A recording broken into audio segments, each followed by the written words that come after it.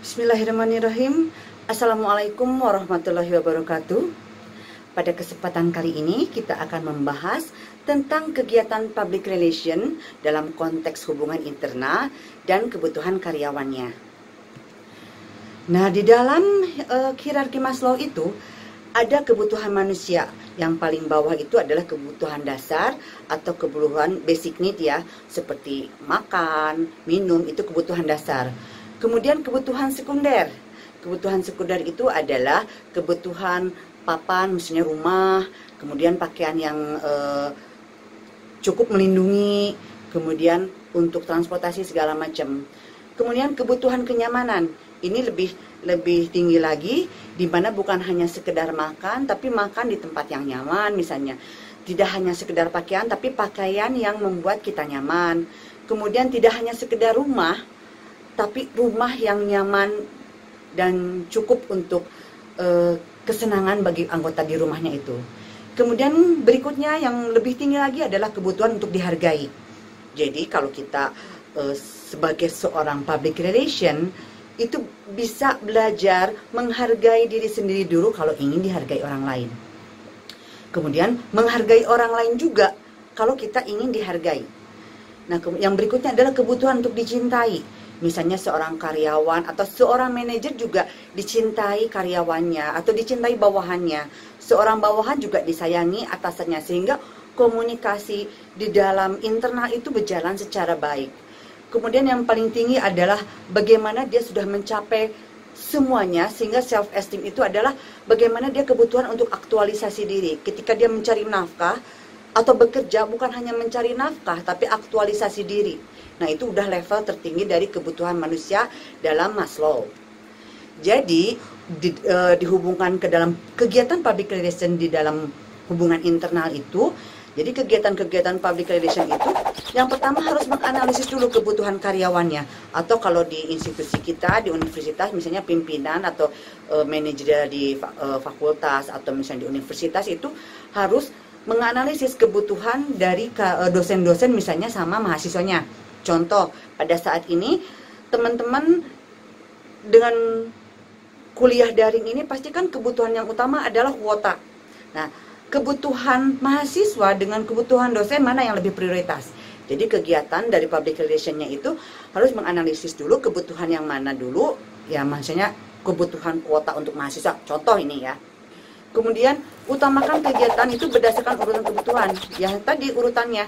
Jadi misalnya kebutuhannya urutannya yang pertama kebutuhan kuota mahasiswa, yang kedua kebutuhan kuota dosen, yang ketiga kebutuhan fasilitas misalnya. Fasilitas apa, misalnya internet atau misalnya wifi di kampus atau misalnya kebutuhan prasarana lainnya. Kemudian kebutuhan tadi harus disesuaikan atau kegiatan-kegiatan public relation tadi harus disesuaikan dengan ketersediaan anggaran. Apalagi sekarang lagi wabah pandemik COVID-19 ini, anggaran kan semuanya banyak fokus ke COVID-19 ya, untuk penanggulangan efek dari virus ini, sehingga dengan keterbatasan anggaran ini bagaimana bisa kegiatan-kegiatan public relation di dalam hubungan internal ini bisa mengcover kebutuhan mahasiswa dan dosen, misalnya dalam konteks kampus kita ya. Kalau dalam konteks perusahaan yang lebih luas, mungkin bagaimana kebutuhan karyawan dulu yang diprioritaskan sebelum kebutuhan misalnya tingkat manajer yang lebih tingginya. Nah, di sini juga public relation manager public relation atau public relation officer juga harus punya kreativitas tinggi bagaimana dengan ketersediaan dana yang sedikit itu bisa mengcover semua kebutuhan-kebutuhan karyawan tadi. Karena keterbatasan anggaran tadi harus efisien kegiatannya. Kegiatan public relation dalam hubungan internal itu harus efisien, kemudian efektif, tepat sasarannya gitu. Jangan sampai ternyata diberikan yang prioritas yang tadi itu tidak sesuai. Kemudian modifikasi, jadi biar kelihatan semuanya tercover, dimodif antara kebutuhan yang satunya lagi dengan yang lain, bikin kegiatan yang dimodifikasi sehingga menarik dan tepat sasaran. Mungkin untuk kegiatan-kegiatan public relation di pertemuan berikutnya kita akan berhubungan dengan pemilihan media ya. Kemudian unsur-unsur kegiatan public relation. Nah, ketika kita punya ide apapun, presentasikan dulu yang awal itu adalah di depan pimpinan tertinggi. Misalnya dalam hal ini ketika ada public relation, manager public relation di sebuah instansi itu harus direktur utamanya dulu, atau kalau di kampus kita presentasi di depan rektor dulu bahwa ini ada kegiatan public relation untuk hubungan internal gitu. Kemudian sosialisasikan itu dengan melibatkan semua unsur.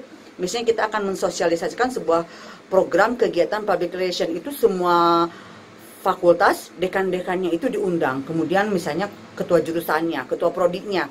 Nah, ketika melibatkan semua unsur di dalam struktural itu, untuk sosialisasi itu tidak terlalu sulit karena mereka sudah mendelegasikan atau mengasistensikan semua program itu disosialisasikan oleh para dekannya, kaprodinya, atau misalnya ketua jurusannya. Atau kalau di dalam perusahaan tinggi itu di kepala bagiannya, atau di supervisornya, atau di kepala seksinya gitu ya. Nah, pelaksanaannya itu harus sistematis dan terukur.